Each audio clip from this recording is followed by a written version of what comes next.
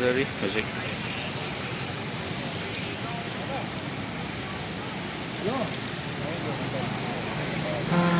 Jennings among the objective variables, don't you? Oh, yeah, yeah. This is how we come over the other.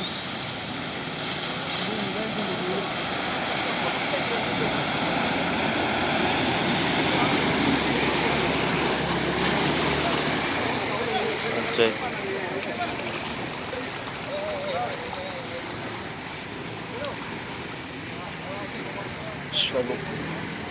One thing.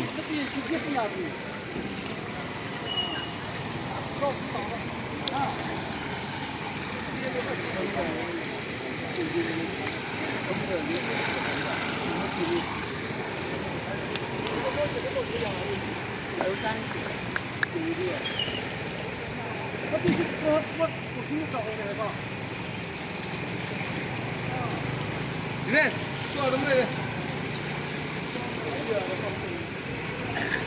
ini kan tahu tak benar? Kan tahu tak sih lah,